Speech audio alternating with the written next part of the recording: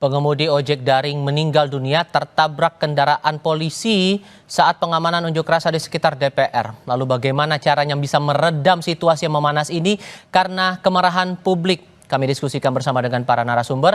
Di studio Kompas TV sudah bergabung bersama kami peneliti senior Ikrar Nusa Bakti. Pak Ikrar, apa kabar Pak? Baik, alhamdulillah. Terima kasih sudah hadir bersama kami kali ini. Sementara lewat sambungan dalam jaringan sudah ada dua narasumber kami, anggota Komisi 2 DPR RI Ahmad Doli Kurnia dan Komisioner Kompolnas Yusuf Warshim. Bang Doli, Pak Yusuf, selamat malam dengan Tifal di sini, apa kabar? Selamat malam. Assalamualaikum warahmatullahi wabarakatuh. Waalaikumsalam warahmatullahi wabarakatuh. Ada Pak Ikrar juga di studio untuk saat ini. Sudah disampaikan oleh Presiden Prabowo, Presiden menyayangkan sampai ujungnya seperti ini, Bang Doli, sebagai bagian juga dari tim pengawas di DPR maupun juga bagian dari koalisi pemerintahan Pak Prabowo. Apakah sudah menduga akan ujungnya seperti ini? Mengingatkan kalau dari timeline, Senin ada demonstrasi, kemudian Rabu ada, dan ternyata ceritanya malah seperti ini sekarang. Ya, tentu kita sangat prihatin ya dengan kejadian hingga sampai saat ini, apalagi tadi malam ada anggota masyarakat yang menjadi korban jiwa gitu. Nah, oleh karena itu pertama saya menyampaikan secara pribadi dan juga mungkin atas nama teman-teman DPR ya, turut berduka cita, kami berbelasungkawa. Tentu kami semuanya atau kita semua tidak berharap ya kejadian seperti itu terjadi. Aspirasi masyarakat tentu perlu terus disampaikan. Tidak ada yang larang, tidak ada yang menutup-nutupi. Rakyat bisa boleh kapan saja datang ke DPR untuk menyampaikan aspirasinya. Dan saya kira memang catatannya tentu aspirasi itu disampaikan dengan baik dan tertib. Nah, itu yang pertama. Yang kedua, saya kira kita mengapresiasi apa yang disampaikan oleh Pak Prabowo dalam pidatonya ya. Pertama, itu sebagai pemimpin kepala pemerintahan dan kepala negara mengambil hand-ons ya, hand-ons, jadi mengambil tanggung jawab karena memang ini situasinya sudah sedemikian rupa ya, banyak sekali runtutan-runtutan, kemudian aksi-aksi yang bisa jadi kalau tidak ada yang mengambil alih, ini akan melebar kemana-mana dan semakin chaos gitu. Tetapi yang kedua yang paling penting juga adalah bahwa pidato Pak Prabowo itu menunjukkan adanya empati ya kepada rakyat Indonesia dan sekaligus juga mengucapkan belasungkawa kepada almarhum Afan Kurniawan itu. Dan Pak Presiden mengajak kepada kita semua untuk tetap menahan diri, waspada. Ya, kita menenangkan diri dan akan mengambil tanggung jawab juga terhadap penyelesaian kasus sampai hingga meninggalnya saudara Afan Kurniawan itu. Saya kira mudah-mudahan ini bisa meredam ya suasana dengan segera, kira-kira begitu. Kalau begitu, Anda berarti setuju dengan pernyataan Komnas HAM bahwa ada penggunaan kekuatan berlebih yang dilakukan polisi dalam insiden kemarin itu? Nah, tentu saya kira nanti akan menjadi kajian kita ya secara mendalam. Karena ini peristiwa baru tadi malam, kami pun DPR pasti nanti akan mendapatkan informasi atau bahkan mengundang mungkin Komnas HAM ya, dengan komisi-komisi terkait, mungkin teman-teman di Komisi 3 atau kemudian di Komisi 13 ya, yang nanti mitranya masing-masing berkaitan dengan soal kerja-kerja di pemerintahan. Ada pihak kepolisian, ada Komnas HAM dan seterusnya. Tentu nanti informasi yang didapatkan oleh termasuk Bapak dari Kompolnas, kemudian dari kepolisian dan juga dari Komnas HAM itu akan menjadi bahan masukan buat kita untuk mendorong pengusutan tuntas kasus ini sesuai dengan apa yang disampaikan oleh Presiden kita. Oke, dan kami juga ajak Anda, pemirsa Kompas TV, untuk melihat visual terbaru dari Mapolda Metro Jaya saat ini. Upaya pembubaran massa masih tetap berlangsung, mengingat sudah limit untuk melakukan aksi unjuk rasa pada pukul 6 sore waktu Indonesia bagian Barat. Sebagian massa yang tergabung di Mapolda untuk unjuk rasa datang dari kalangan mahasiswa, dan upaya polisi untuk mensterilisasi kembali kawasan Mapolda, terutama untuk akses masuk menuju ke sekitar gedung Direktorat Reserse Kriminal Khusus dan Kriminal Umum Polda Metro Jaya masih terus berjalan hingga saat ini. Suara yang disampaikan masih sama, selain karena ada tuntutan terkait dengan sangkut pautnya masih terkait dengan isu yang terkait dengan DPR RI, masalah tunjangan anggota dewan, tapi juga tuntutan keadilan atas kematian dari salah satu pengemudi ojek daring di tengah orasi atau unjuk rasa yang berlangsung di Jakarta kemarin di tanggal 28 Agustus 2025. Nah, Pak Yusuf, tadi sudah disampaikan juga oleh Polri dan tadi ada pendamping juga Pak Anam dari Kompolnas soal proses awal dari pengusutan terhadap 7 terduga pelanggar dari anggota BRIMOB ini, dan disebutkan bahwa ketujuhnya dari gelar perkara awal itu terbukti melakukan pelanggaran kode etik polisi. Poin mana yang benar-benar dianggap bisa memberatkan posisi mereka? Bagian melanggarnya paling berat itu bagian mana, Pak? Ya, terima kasih. Tentu yang dilakukan oleh Polri ada langkah-langkah simpatik yang telah dilakukan oleh Pak Kapolri menyampaikan permintaan maaf. Yang kedua, selanjutnya pada hari ini dari Divpropam telah menyampaikan proses pemeriksaan terhadap 7 terduga pelanggar yang kaitannya dengan mobil Rantis BRIMOB yang itu ada fakta menabrak. Ini tentu sudah tepat yang dilakukan oleh Propam, kemudian itu menempatkan Patsus. Tentu fakta-fakta dugaan pelanggaran itu harus dilakukan penggaliannya secara komprehensif sehingga prosesnya itu benar-benar nantinya hasilnya dan bagaimana selanjutnya tindakan tuntas dan tegas itu yang paling utama. Kita sebagai pengawas fungsional kinerja Polri itu memberikan rasa keadilan kepada korban, sehingga kita tidak terfokus pada mana fakta yang penting, mana yang tidak penting. Fakta-fakta yang digali terhadap 7 terduga pelanggar itu harus komprehensif sehingga memastikan prosesnya tepat, cepat, prosedural dan profesional, dan paling utama sekali lagi memberikan rasa keadilan kepada almarhum, kepada keluarga almarhum. Itu yang paling utama, Bung Tifa. Oke, tapi kalau menyangkut lagi dengan pernyataan Komnas HAM yang menyebutkan bahwa ada penggunaan kekuatan berlebih yang dilakukan polisi, terutama saat insiden tabrakan yang dialami oleh Afan itu, Kompolnas setuju? Kompolnas sebagai pengawas fungsional terhadap kinerja tentu tidak bisa melihat langsung secara parsial. Proses secara teknis, penanganan kegiatan unjuk rasa oleh masyarakat itu secara teknis itu ada diatur di dalam Perkap nomor 7 tahun 2012. Tata cara pelayanan, pengamanan, dan penanganan kalau itu ada perkara pelanggaran penyampaian pendapat di muka umum. Maka standarnya di situ dulu. Di situ ada 3 tahapan yang dilakukan di dalam penanganan kegiatan unjuk rasa, di dalam penggunaan kekuatan, penggunaan kewenangan, di dalam penanganan unjuk rasa ada yang disebut tahap hijau, tahap kuning, tahap merah. Nah, kalau sudah ada penggunaan pasukan PHH, BRIMOB yang itu kaitannya dengan mobil BRIMOB itu berarti situasinya sudah zona merah.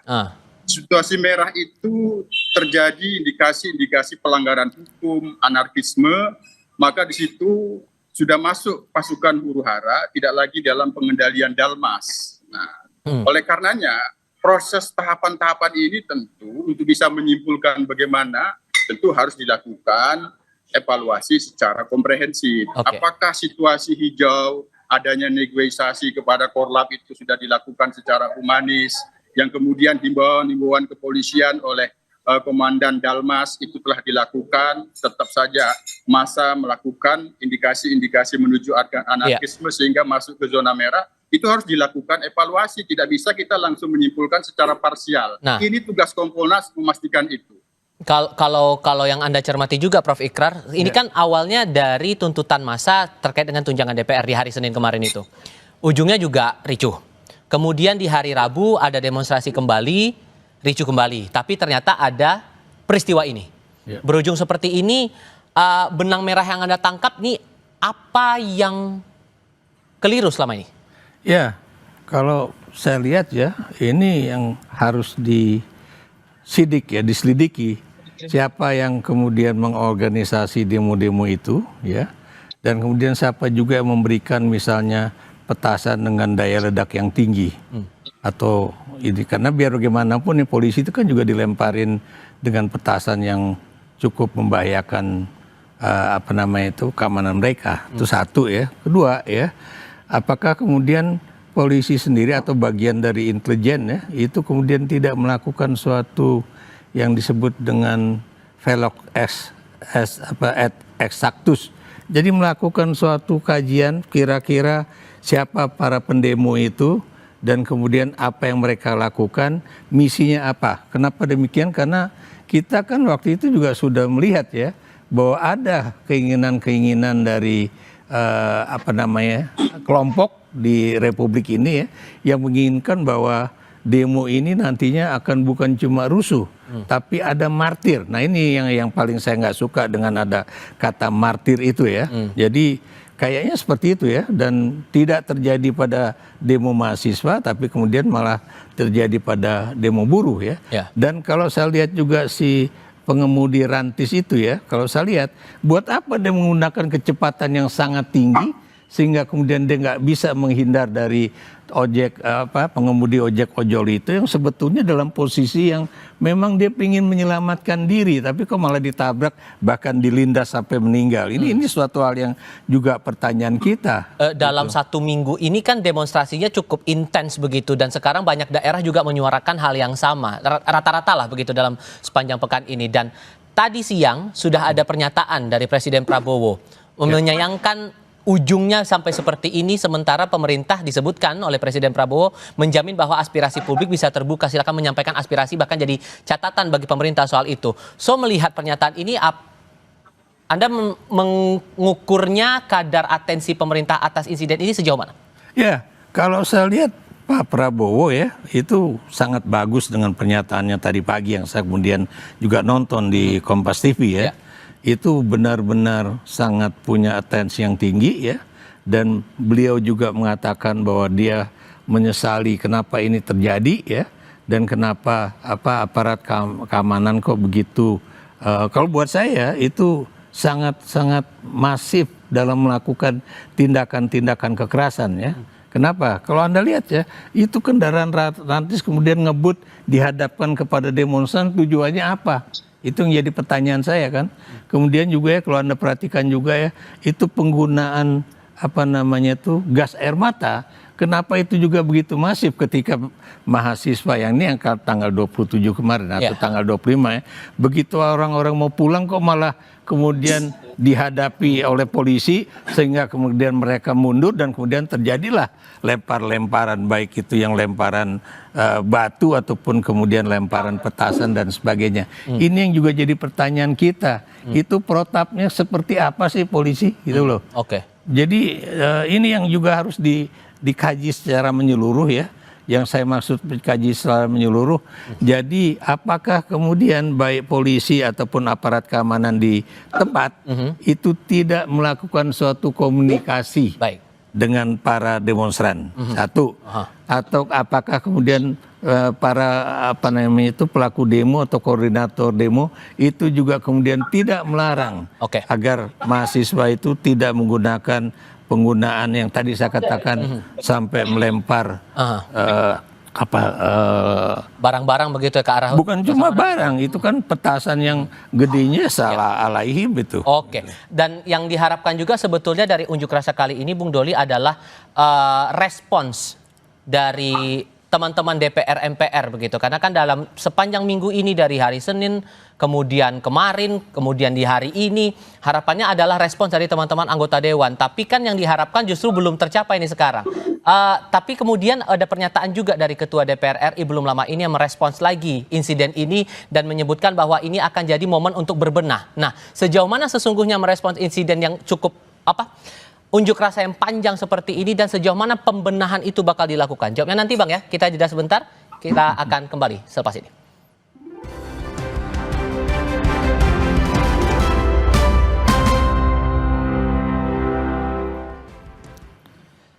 Sebelum kami lanjutkan diskusi, kami ajak Anda untuk melihat keadaan terbaru di sekitar Mapolda Metro Jaya, Jakarta Pusat.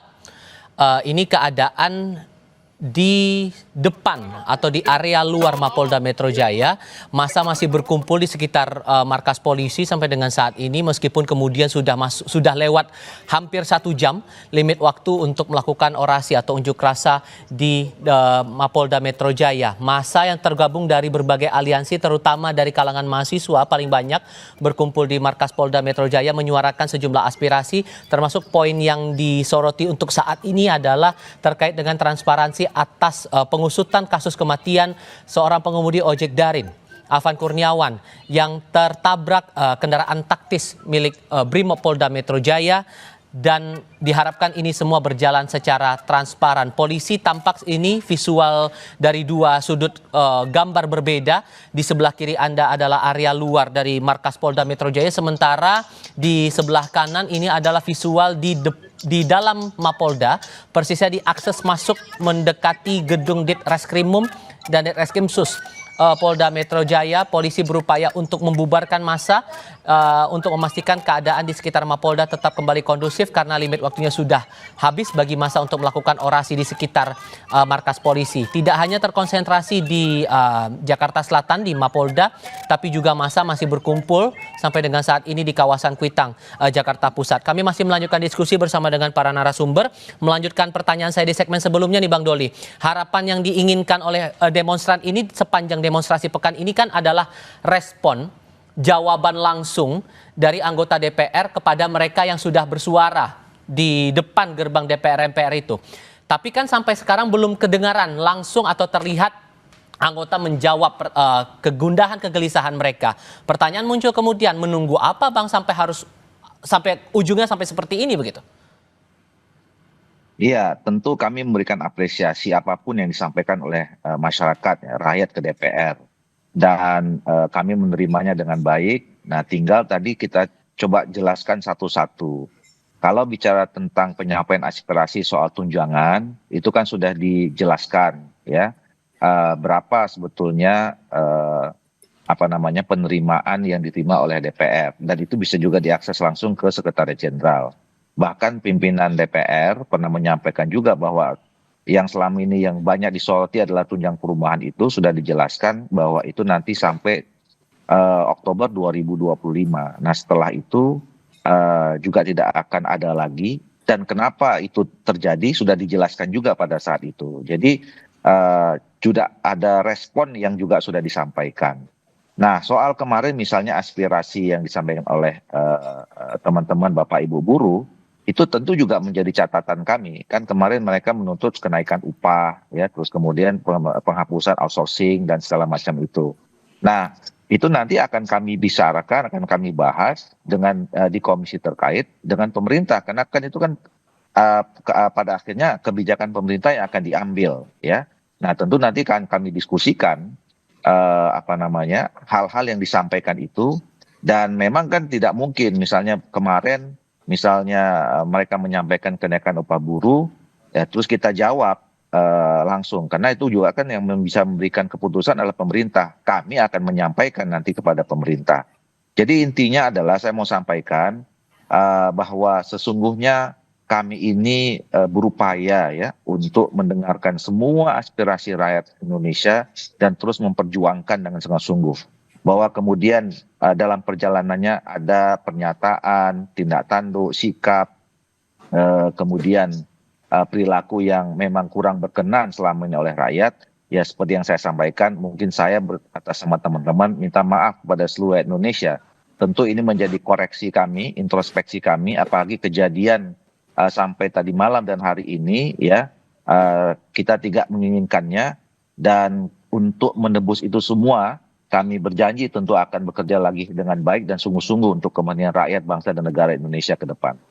Dan Anda juga merasa bahwa masalah komunikasi antara teman-teman anggota Dewan dengan publik ini memang perlu diperbaiki lagi. Karena kan yang jadi headline bagaimana kemudian merespons dari kegelisahan, kegundahan masyarakat, terutama masa yang berorasi, tapi ternyata tidak dapat jawaban langsung, bahkan anggota Dewan tidak berada di gedung parlemen. Itu Anda mengakui itu juga? Ya, semua kekurangan itu tentu pasti ada, ya, di dalam kiri kami, ya. Dan secara umum kan juga sudah direspon, ya, bahwa saya pernah mengatakan kadang-kadang kan memang cara gaya komunikasi masing-masing anggota DPR ini bisa berbeda-beda. Dan juga situasinya pada saat menyampaikan juga berbeda-beda. Situasi yang dihadapi hari ini dengan kemarin tentu beda dengan besok gitu. Nah itu memang tidak bisa secara institusi ya kita kemudian menyimpulkan. Nah tetapi tentu bagi kami terutama saya lah, ini situasi yang membuat kami ini menjadi ya sangat serba salah begitu ya. Dan tentu ini menjadi koreksi buat kami ke depan untuk tidak terulang lagi. Prof. Ikrar juga merasakan hal yang sama karena begini, karena kan melihat unjuk rasa yang sudah berlangsung dalam pekan ini saja sudah ujungnya seperti ini terus, dan ternyata responnya belum sepenuhnya, kalau melihat dari ricuh yang berlangsung ujungnya setiap demonstrasi itu, tidak ada kepuasan yang didapatkan oleh para demonstran ini atas jawaban dari DPR atau respons dari DPR itu tadi. Ya, jadi sebetulnya kan tuntutan dari para demonstran itu kan juga nggak banyak ya. Satu misalnya ya, bagaimana supaya tunjangan dari anggota DPR itu diturunkan. Karena ini juga lihatlah bagaimana kok Anda bisa hidup satu hari 3 juta sementara Anda tahu yang namanya buruh ataupun ojol itu pendapatan satu hari berapa? Paling 1 bulan dia bisa dapat 3 jutaan. Itu satu ya. Kedua ya, ini juga teman-teman DPR ya, ini seperti kayak Bung Doli ini kan udah cukup lama jadi anggota DPR. Masa kemudian tidak memiliki di DPR itu ya orang-orang yang kemudian siap untuk menghadapi perwakilan dari demonstran untuk bicara. Ya, dan kemudian kalau Anda pertanyakan juga kenapa misalnya para pendemo itu juga makin marah, karena teman-teman anggota DPR itu membuat pernyataan-pernyataan yang seakan-akan jangan disamakan dong antara anggota DPR dengan misalnya buruh pabrik ataupun yang lain-lain begitu kan. Seakan-akan mereka itu memiliki punya hak istimewa untuk mendapatkan berbagai tunjangan-tunjangan yang nilainya itu auzubillah min zalik ya. Itu belum termasuk kalau misalnya yang dikatakan oleh Krisdayanti ya, berapa uang untuk reses, berapa untuk komunikasi dengan rakyat ya di daerah pemilihan. Itu kan nilainya gede banget itu. Baik. Oke, tapi di sisi lain karena unjuk rasa ini sudah dijamin undang-undang, semua bisa menyuarakan aspirasi. Yang juga menjadi sorotan sekarang ini Pak Yusuf adalah standar prosedur dari pengamanan yang dilakukan satuan pengamanan terutama polisi saat berada di unjuk rasa, terutama lagi khususnya lagi saat kondisi sudah mulai chaos, saat mulai ricuh. Sebetulnya Pak, melihat fenomena yang kita lihat sekarang ini dalam 3 hari atau 3 kali unjuk rasa di Jakarta setidaknya, SOP mana yang rasanya betul-betul sudah melewati batas yang dilakukan polisi sampai akhirnya berujung seperti ini? Tapi jawabnya nanti, kita jeda sebentar. Kami segera kembali.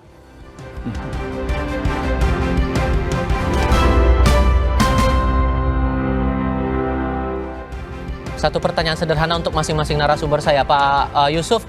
Pertanyaan saya sebelumnya, melihat dinamika unjuk rasa saat ini yang ujung-ujungnya ricuh, Anda melihat ada SOP yang dilanggar polisi tidak yang sudah melampaui batas ini?